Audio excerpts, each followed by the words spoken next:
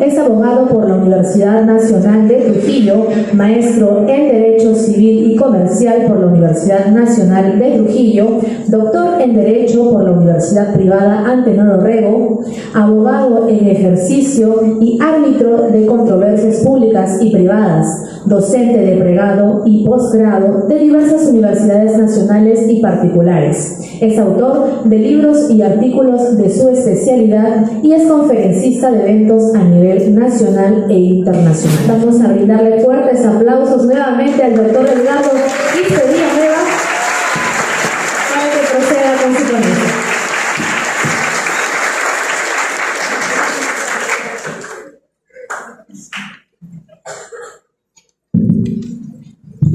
Doctor Carlos Castañeda Ferradas, señor director del programa de la Facultad de Derecho y Ciencias Políticas de UPAO. Doctor Humberto Enríquez Franco, docente ordinario de la facultad. Doctor Javier Mauricio Juárez, también docente de esta facultad, y distinguidos panelistas en esta oportunidad. Para mí constituye un honor y un beneplácito volver a tener la oportunidad de conversar con ustedes en estas circunstancias, y vamos a desarrollar un tema muy importante sobre la base de una información reciente. El Congreso de la República ha aprobado una ley que señala los derechos del concebido, una ley para algunos largamente esperada, pero que ahora, sin embargo, se mantiene en compás de espera debido a las observaciones realizadas por el Ejecutivo. Como consecuencia de dichas observaciones, el Congreso las ha absuelto y ahora el tema se halla otra vez en el Congreso a fin de que se señale la fecha de agenda donde en la sesión correspondiente dicha norma será aprobada por insistencia. Adelantamos que el Ejecutivo planteó 6 observaciones, de las cuales una de ellas ha sido aceptada plenamente por el Congreso y que ustedes tienen el texto que va a ser aprobado finalmente por el Congreso y va a ser publicado en el Diario Oficial del Peruano. El numeral F, que dice y otros derechos que le puedan favorecer o que le favorezcan, esa es la única observación a través de números apertus que le ha permitido o que ha concedido el Congreso ante las observaciones. En ese sentido, mi intervención estará orientada a 2 puntos o a 3 puntos. Primero, un breve análisis histórico y dogmático acerca de la figura del concebido y su evolución. Segundo, el análisis de las objeciones y de las absoluciones realizadas respectivamente por el Ejecutivo y el Congreso. Y finalmente, mis comentarios personales respecto de la ley en mención o del proyecto de ley que ha de convertirse en ley muy pronto. Si me permiten, me siento medio constreñido aquí, voy a pasar para poder desarrollar el tema con más tranquilidad.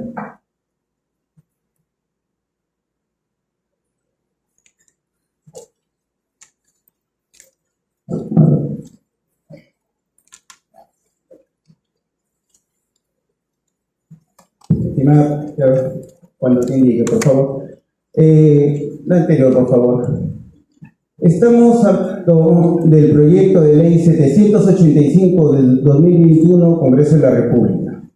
El texto que ustedes tienen es el resultado de 2 años de arduo trabajo realizados en el Congreso a través de las comisiones que este Congreso tiene y sobre la base de informes emitidos por diversas instituciones del Estado, como el Ministerio de Justicia, el Ministerio de la Mujer y Poblaciones Vulnerables, etcétera, etcétera. Entonces estamos frente a un proyecto 785-2021 que a lo largo de estos 2 años se ha ido enriqueciendo con los aportes, las críticas de diversas entidades del Estado a quienes se les ha pedido la opinión correspondiente. También hay que agregar a esto los diversos textos sustitutorios planteados por diversos grupos políticos y por algunas comisiones también dentro del Congreso. Muy bien, siguiente, por favor. Vamos a establecer algunas precisiones. ¿Cuáles son las teorías que nos hablan del concebido? Pero para eso, una breve introducción. Comencemos. La vida humana tiene 2 momentos. de vista biológico. La vida humana intrauterina y la vida humana extrauterina. Cuando hablamos de vida humana intrauterina hablamos del concebido, y cuando hablamos de vida humana extrauterina estamos hablando de la persona humana. El concebido, o el periodo de lo que la vida humana intrauterina denominamos concebido, opera desde el momento de la concepción, y ahí comienza la discusión. ¿Qué noción de concepción es la que se entiende ha adoptado el Estado y la legislación peruanas? El artículo 1 del Código Civil señala que la vida comienza con la concepción y que el concebido es sujeto de derecho para todo cuando le favorece. La misma fórmula de que el concebido es sujeto de derecho para todo cuando le favorece es recogido por la parte final del inciso 1 del artículo 2 de la Constitución. Pero no nos señala en ningún momento desde qué entiende por concepción y a partir de cuál podemos tomar esa determinación o podemos apreciar desde cuándo comienza la vida humana. Desde ese punto de vista hay dos posiciones. Una es la concepción-anidación y la otra es la concepción-fecundación. Cuando hablamos de concepción-fecundación estamos hablando de la unión o singamia entre el óvulo y el espermatozoide. Como sabemos, una vez que se une el óvulo con el espermatozoide pasa un periodo de 4 a 8 horas donde no sucede absolutamente nada, y a partir de ahí empieza todo un proceso denominado singamia que consiste en la unificación y en la combinación de los 23 gametos, tanto masculinos del espermatozoide como los 23 gametos femeninos del óvulo, generándose así un huevo cigote con una información cromosómica de 46 cromosomas.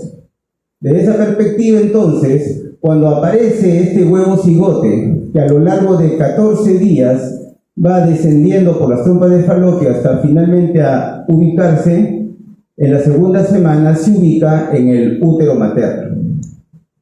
A lo largo de ese proceso de 2 semanas, lo que observamos es una multiplicación de ese huevo cigote en otros miles, cientos de miles y millones de células exactamente iguales. Cuando de pronto ese huevo cigote multiplicado se implanta en el óvulo aproximadamente a partir de la segunda semana, lo que observamos es, y ahí empieza propiamente dicha, la diferenciación celular.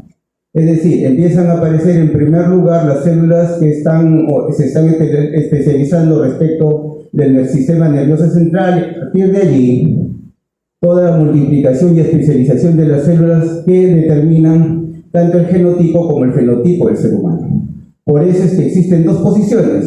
Una que dice que desde el punto de vista cromosómico ya somos únicos desde la concepción, fecundación, y otros que dicen que por encima o con independencia del aspecto cromosómico lo que realmente importa es el aspecto biológico, es decir, desde cuándo ese huevo cigote multiplicado ya empieza a adoptar forma humana o empieza sus células a diferenciarse.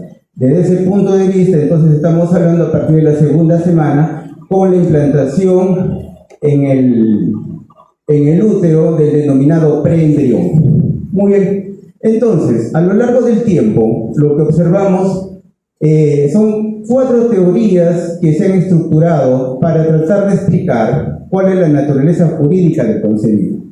Inicialmente, en Roma, en la época de la monarquía, aparece la teoría del aportio mulieris. A través de la teoría del aportio mulieris, básicamente se entendía de que el concebido era parte de las vísceras de la madre, y desde esa perspectiva, normalmente no habría problemas por parte de la madre en querer abortar y abortar, de hecho. A lo largo del análisis y del estudio de diversas fuentes romanas, se ha podido determinar de que los abortos en la clase baja en Roma, estamos hablando de la monarquía, eran comunes, y solamente en muy contadas oportunidades, en las clases altas, había una especie de sanción, y es que se producía un aborto, se provocaba un aborto en una mujer cuando el pater familias, el padre de familia, tuviese la necesidad de tener un primogénito. En esas circunstancias, el aborto, bajo la teoría del aportio mulieris, o que el concebido forma parte de las vísceras de la madre, tenía eventualmente algún efecto punitivo con relación a la realización del aborto. Definitivamente esta teoría es considerada actualmente como un dato histórico, ¿no?, que sirve de base, obviamente, para el desarrollo de las otras teorías, pero paradójicamente, en los últimos tiempos, esta teoría, que no tiene ningún fundamento científico, ha revivido desde la perspectiva de las políticas y de los movimientos abortistas, que consideran de que es el cuerpo de la mujer y que la mujer tiene derecho a decidir respecto de su cuerpo. Entonces, lo que observamos ahí es justamente una reminiscencia indebida de una teoría que es histórica, que en su momento pudo haberse justificado, pero que ahora no tiene ninguna justificación. Entonces, esa reminiscencia obviamente tiene un contenido francamente ideológico que en su momento analizaremos. Pasa el tiempo y aparece la teoría de la ficción. A través de la teoría de la ficción, era evidente para los romanos eran un pueblo práctico, era un pueblo guerrero, era un pueblo de labriego, de trabajadores, similares al derecho anglosajón. O sea, los romanos emitieron normas prácticas, reglas prácticas. Pero ¿qué pasaba? Con el tiempo esas reglas se hicieron complejas cuando pasaron a ser analizadas, sustentadas y aplicadas en los tribunales, y a través de los jurisconsultos, de los abogados de la época. Y en ese sentido, los romanos se dieron cuenta de que evidentemente se habían quedado cortos con la mera mención de que el concebido formaba parte de las vísceras de la madre, y que era evidente, sobre todo conforme iba desarrollándose en el útero de la madre, y conforme ellos podían observar, entiendo yo, a través de los abortos provocados o accidentales, y al hacer las necropsias correspondientes, se podían dar cuenta de la evolución de la forma humana en el interior del útero de la madre. Entonces se daban cuenta de que progresivamente, de lo que parecía una situación indistinguible, ahora, cercano a los 9 meses antes del nacimiento, ese concebido empezaba a tener forma humana, que ahora lo conocemos dentro de las 3 fases, pues, ¿no? El preembrión, el embrión y el feto. Ahora bien, entonces, a través de la teoría de la ficción y reconociendo el hecho de que era vida humana, ya no tanto evidentemente como meras vísceras de la madre, entonces pasamos a una nueva etapa. Hay que reconocerle por ficción de que ha nacido. Esa es la idea. Hay que reconocerle por ficción de que ha nacido. ¿Para qué? Para reconocerle básicamente derechos de carácter patrimonial. Esa concepción de la ficción que se elabora a finales de la monarquía y que sigue su derrotero histórico a lo largo de la República y parte del imperio, se ve modificado, incrementado, mejorado a través de la siguiente teoría, la teoría de la personalidad. Es decir, ya no solamente basta que reputemos o que entendamos la ficción de que el concebido ha nacido, sino que ahora no nos basta con que haya nacido, sino que ahora, en una especie de modificación de la teoría de la ficción, ahora esa ficción se convierte en la teoría de la personalidad. Es decir, tenemos que asumir por ficción no solamente que ha nacido, sino que es persona, para reconocerle un mayor margen o abanico de derechos, no solamente derechos patrimoniales, sino también eventualmente derechos a la vida, derechos a la salud, tanto del concebido como de la madre eventualmente. Desde ese punto de vista, esta teoría de la personalidad ha reinado y ha campeado a lo largo de los siglos, inclusive a lo largo del presente siglo, del siglo pasado. Pero más o menos, estamos hablando desde finales de los 60, sobre todo a partir de los 70, a partir de cierta jurisprudencia portuguesa y de algunas ideas de uno u otro jurista a lo largo del mundo, aparece finalmente la denominada teoría de la subjetividad. A través de la teoría de la subjetividad, ahí estamos incorporando dentro del aspecto teórico del concebido una noción eminentemente jurídica denominado sujeto de derecho. Entendiendo como sujeto de derecho, ¿a qué? A todo centro de imputación jurídica al cual el ordenamiento legal le atribuye derechos y obligaciones. Le atribuye derechos para ejercer y obligaciones para cumplir. Imputar es atribuir. En derecho penal mucho emplean ese término, imputar, el imputado. Se le está atribuyendo la comisión del delito al imputado. Tiene que ser investigado y procesado eventualmente. Y ya sabremos después si es que saldrá libre o no.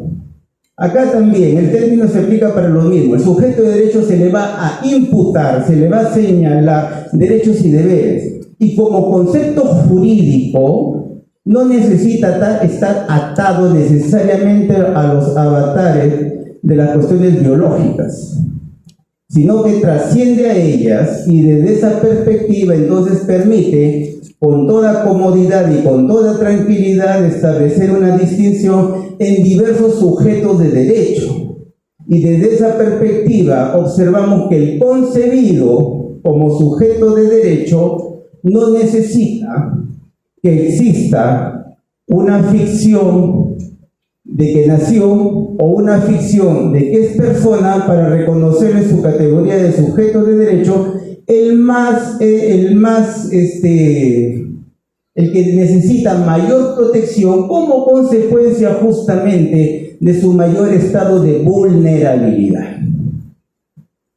Entonces tenemos diversos sujetos de derecho: al concebido, a la persona natural, a la persona jurídica, a las organizaciones inscritas. Tenemos también los patrimonios autónomos, revisen el 56 del Código Procesal Civil, y lo que observamos en última instancia con estos diversos tipos de sujetos de derecho es lo que dice el doctor y el maestro Fernández Cesareo, a quien también debemos, todo el mundo lo reconoce, la autoría de manera integral de la teoría de la subjetividad, que se ha visto plasmado en el artículo 1 del Código Civil. Entonces, desde esa perspectiva, el sujeto del derecho no es sino la vida humana en sus diversas manifestaciones, sino que tendrá la manifestación de vida humana, biológica biológica y cromosómica a nivel de la persona humana y el concebido, pero que sin embargo también tendrá su manifestación de la vida humana de relación a través de la denominación de las personas jurídicas y las personas, organizaciones inscritas y los patrimonios autónomos. Desde esa perspectiva, entonces, por favor, la siguiente. Acá podemos establecer algunas precisiones. Los romanos hablaban del concebido y le denominaron el nasciturus, para distinguirlo del natus, que es el nacido. El nasciturus es el no nacido, el que está en el útero de la madre. Y revisando las fuentes romanas, se encuentran hasta dos nociones. Uno es el concebido que de manera efectiva está en el útero de la madre, denominado conceptus, y el que en su momento habrá de ser concebido. El que habrá de ser concebido se le denomina concepturus. Toda la vida se entendió, sobre todo en nuestra legislación, de que era un ejercicio académico y legislativo inútil el regular el concepturus, porque uno dice, ¿por qué vamos a regular el derecho de alguien que ni siquiera ha sido concebido y que esté en el útero de la madre? Sin embargo, esa posición dominante se está cayendo con la aparición ahora de las posibilidades de las fertilizaciones post-mortem. Ahorita ya se han dado casos donde se han crioconservado en frío, ¿no?, no solamente gametos masculinos, espermatozoides y gametos femeninos, óvulos, y después se han realizado la fertilización in vitro o la fertilización externa. Así como también se están crioconservando preembriones y embriones para después implantarlos en el útero materno. Y lo curioso que eso muchas veces se ha dado en el contexto donde el progenitor, el padre, ha fallecido por X o Y motivo. Entonces se han dado situaciones donde una pareja, y es real el caso, no me acuerdo los detalles, pero el caso es una pareja de recién casados, se van de luna de miel, lamentablemente hay un accidente de tránsito, él queda en coma, a punto de morir, y la esposa, que es recién casada, ¿qué es lo que hace? Hace que les traigan los espermatozoides y que los conserven. En ese país donde estaban de turistas, no les permitieron que se realice la fertilización en el útero de ella, pero ella lo luchó hasta que finalmente, después de varios años, logró que se le implantaran y que se realizara la fertilización in vitro, y ahora tiene dos hijos que tendrán más o menos 25 a 28 años. Y ahí lo que observamos es una situación de fertilización post-mortem que da fundamento a una noción aparentemente teórica y sin sentido como es la del concepturos, el que habrá de ser concebido. Reiteramos entonces, ya el concebido, el que esté en el útero de la madre, está ubicado desde el punto de vista del dato biológico como el preembrión de la semana hasta la semana 2, del embrión de la semana 3 y 8 y del feto de la semana 9 hasta la realización del parto. Decimos semana 2 porque a partir durante los 14 días va bajando por la trompa de Falopio hasta que finalmente se implante en el útero. Avanza, por favor. Ahora, vamos a ver las observaciones del Poder Ejecutivo con relación al autor de la ley que le reconoce los derechos al concebido. Si me voy a prestar un ratito el texto. El texto.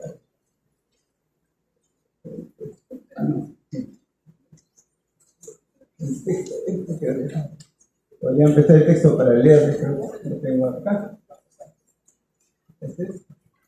Acá está. A ver, pero para realizar los comentarios a las observaciones planteadas por el Ejecutivo a la ley aprobada por el Congreso, tenemos que leer cuál es el texto aprobado por el Congreso. Y el texto aprobado por el Congreso es este. Fue aprobado en el mes de abril. Dice: ley que reconoce derechos al concebido. Artículo 1. Objeto de la ley. La presente ley tiene por objeto reconocer los derechos del concebido. Artículo 2. Derecho del concebido. El concebido es sujeto de derecho en todo cuanto le favorece, conforme al artículo 2 de la Constitución Política. Estos derechos se fundamentan en la dignidad humana. Son derechos del concebido los siguientes: A la vida; B, a la salud; C, a la integridad moral, psíquica y física; D, a la identidad; E, al libre desarrollo y bienestar. No hablamos del eje porque eso tiene que ver con las observaciones realizadas. Muy bien. Esa ley, a excepción del numeral F, esa ley fue aprobada por el Congreso y enviada al Ejecutivo para la promulgación correspondiente. Y lo que observamos fue que, de acuerdo al procedimiento, el Poder Ejecutivo procedió a realizar las observaciones pertinentes. Vamos a ver cuáles son esas observaciones. Comencemos. Al siguiente, por favor. La primera observación plantea que es necesario definir el término concebido, pues esa falta de definición genera un vacío normativo que genera incertidumbre sobre sus alcances. ¿Cómo absolvió el Congreso esa observación? Avanza, por favor. Siguiente. En principio, el Congreso muy acertadamente señala que la palabra concebido, el término concebido, es muy usado desde hace mucho tiempo en el derecho internacional. desde el tiempo del derecho romano, cuando habla del conceptus o del nasciturus, recuerdan lo que hemos visto en la anterior diapositiva. Aparte de eso, está regulado en diversos artículos de nuestra legislación: el artículo 1, 277, 386, 598, 617, 805, 556 del Código Civil, los artículos 124, 178 del Código Penal, el artículo 1, título 1 del niño y del adolescente, artículos 1, 2 y 92 de este último cuerpo normativo. También a nivel de derecho comparado está ubicado en diversos artículos de las constituciones del Ecuador, de Paraguay, de Guatemala, para no hablar de nuestra propia constitución, el artículo 2, inciso 1.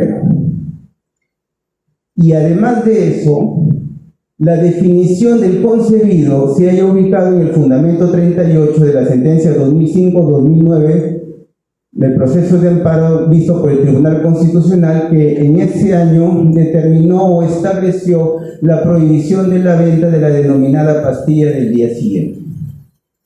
Y en el fundamento 38, el Tribunal Constitucional establece una definición del concebido, donde hace mención a que este es sujeto de derecho para todo cuanto le favorece, y entiende de que la concepción se produce a través de la concepción-fecundación. Entonces, en ese contexto, el Congreso de la República resolvió no aceptar esta observación. Siguiente, por favor.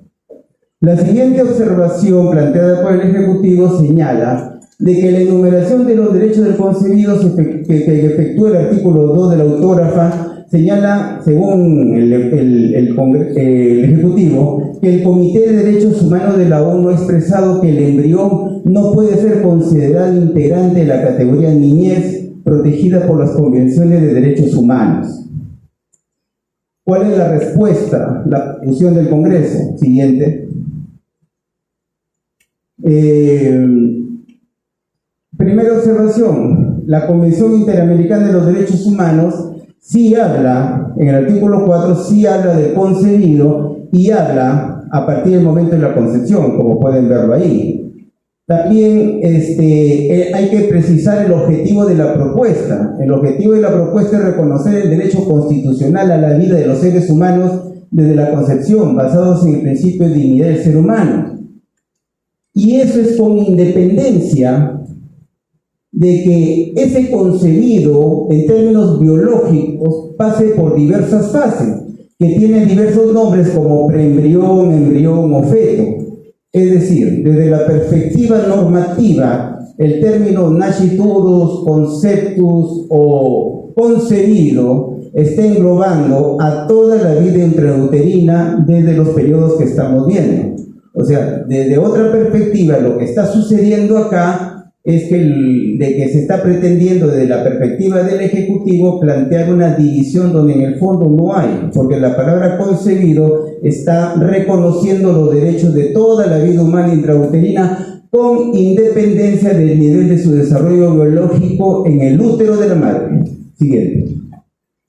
El término derecho del concebido, otra observación, es un término acuñado por profesionales no médicos, dice el Ejecutivo, que llama a confusión porque desde el punto de vista científico-médico, cuando se refieren al producto de la concepción, lo hacen en términos de embrión o feto, y muchos profesionales de la reproducción humana agregan el término preembrión según sea de la etapa de la cual se habla.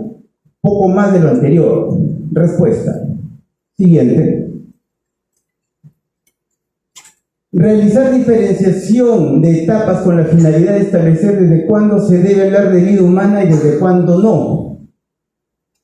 Si son temas que no tienen por qué ser tratados en la ley. Aparte, en el Decreto Supremo 7/2019 Justicia, que establece cuál es el reglamento para la redacción de proyectos de ley, que finalmente van a ser aprobados, se establece, lo que se busca es que el articulado de la norma debe ser claro, sencillo y conciso, sin afectar su comprensión e interpretación. O sea, se busca que las normas pueden ser entendidas en forma directa y fácil. Entonces, desde esa perspectiva, resulta siempre mucho más fácil entender la palabra concebido en el entendido de que engloba al embrión, al preembrión y al feto, y es necesario establecer que en la ley se establezcan diferenciaciones entre ellos, de tal suerte de que lejos de que la norma resulte comprensible, termina resultando incomprensible y por lo tanto inaplicable cuando queramos interpretarlo. Avanza por favor la siguiente, amiga Pati. Otra observación, se plantea que la Corte Interamericana de Derechos Humanos emitió la sentencia con relación al caso Artavia Murillo y otros, en los casos de fecundación in vitro versus Costa Rica, la cual señala en su fundamento 256 que el embrión no puede ser entendido como persona y que solo con la implantación se cierra el ciclo que permite entender que existe la concepción. ¿Cuáles han sido las observaciones, la solución realizadas por el Congreso? Y desde mi punto de vista son las más contundentes. En principio, siguiente por favor. En principio, el artículo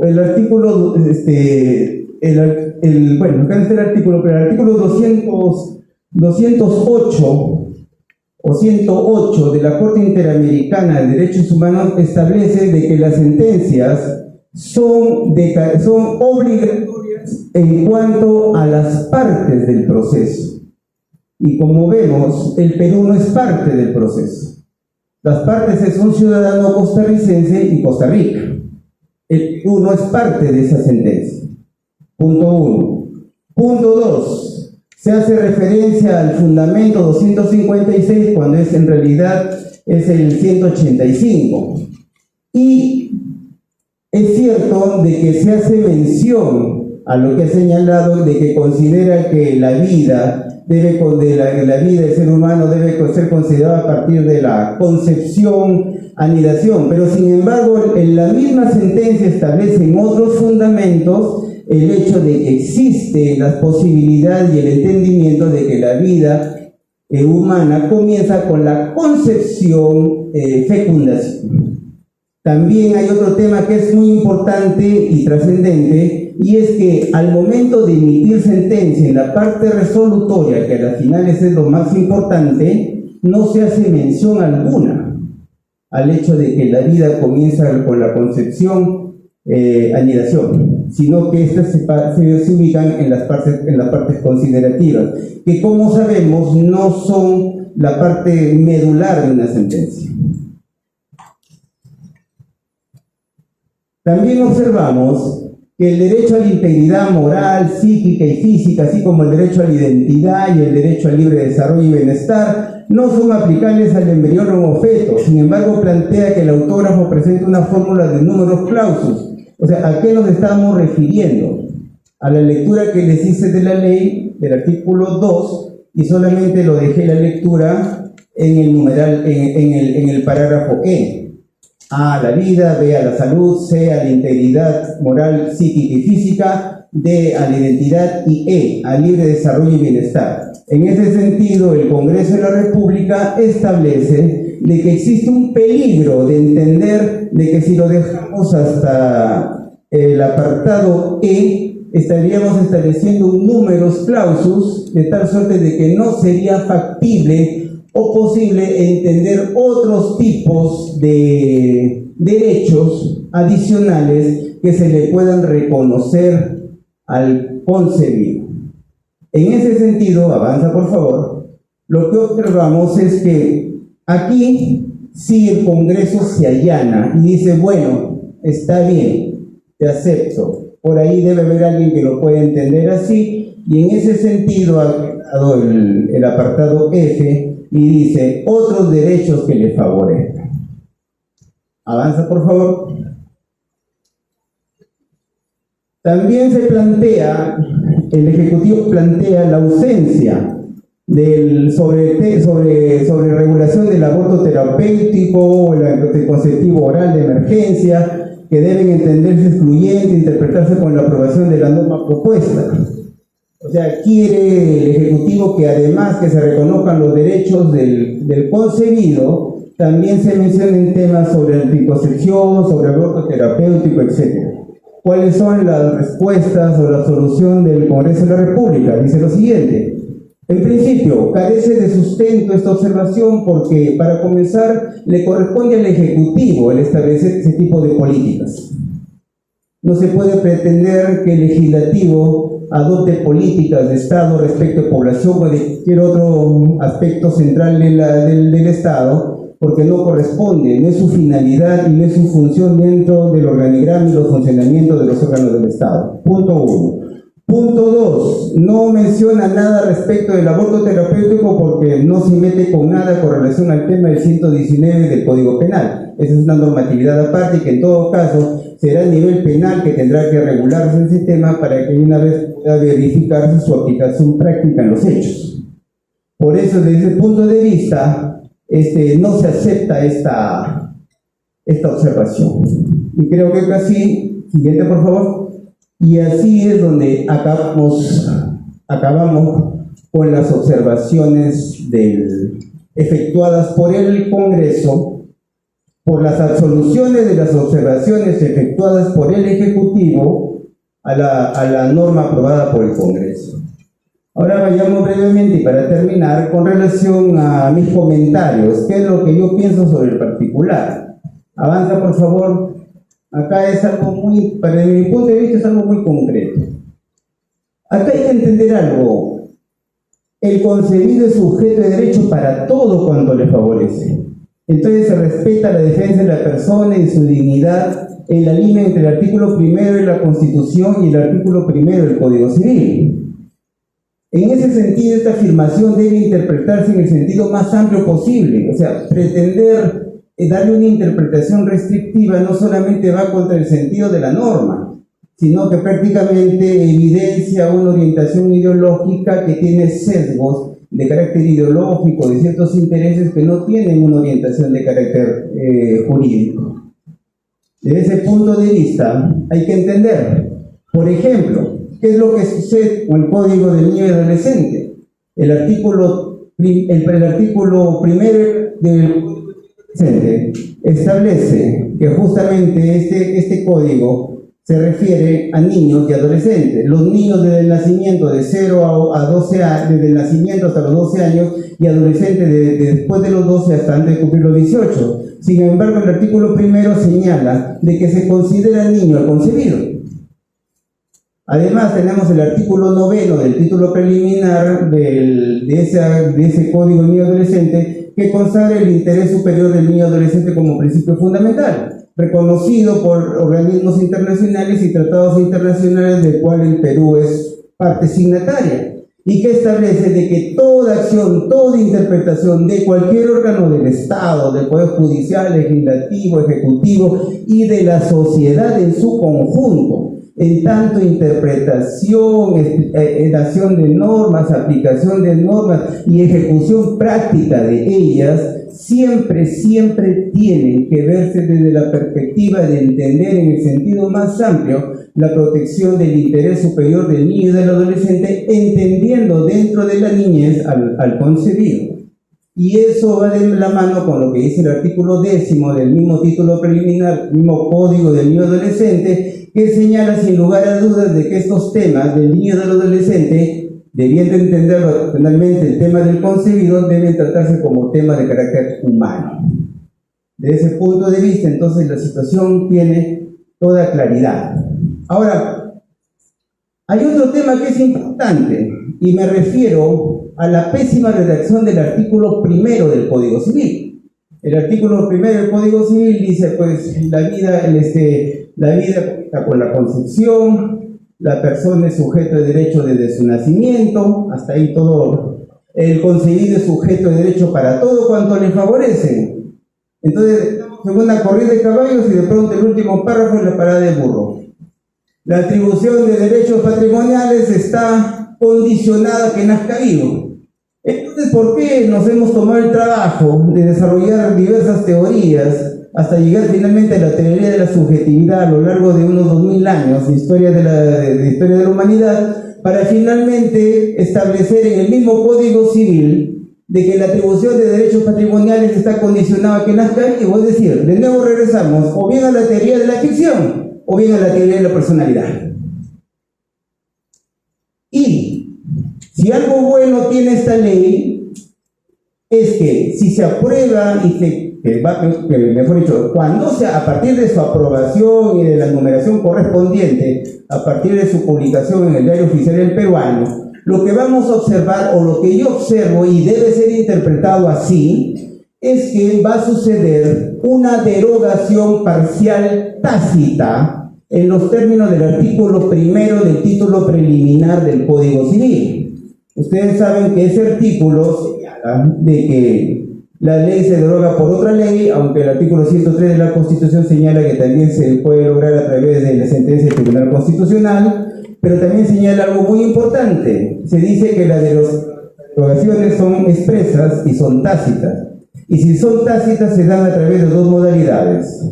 Una, cuando la antigua ley se haya íntegramente regulada por la nueva ley, y la otra, que es la que estamos hablando acá, es que esta ley, cuando se promulgue, cuando se publique, cuando tenga eficacia, esta ley, al reconocer de manera expresa los derechos fundamentales del concebido y encima dejando con números clausus como para aplicar el números apertus del artículo 3 de la Constitución, lo que va a suceder es que va a generar una derogación tácita del último párrafo del artículo 1 del Código Civil, porque este estaría prácticamente derogado por esta nueva ley, porque ya no tendría objeto seguir manteniendo la interpretación de ese último párrafo que dice de que la atribución de derechos patrimoniales está condicionado a que nazca vivo, cuando esta ley le está reconociendo los derechos en el sentido más amplio, más lato y más completo que podamos imaginar. ¿Siguiente?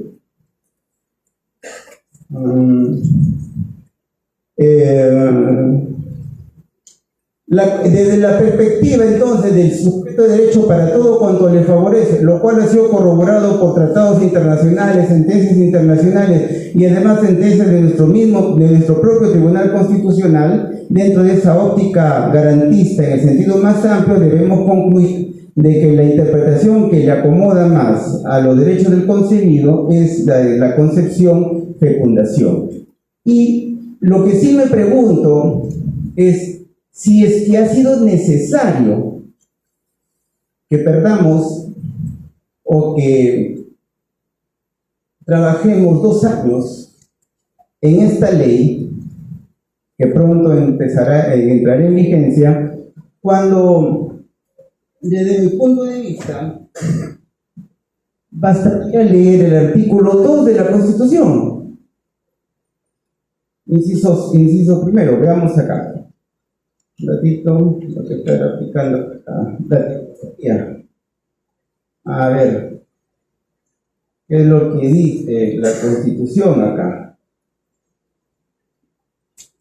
A ver, ¿qué es lo que dice la Constitución?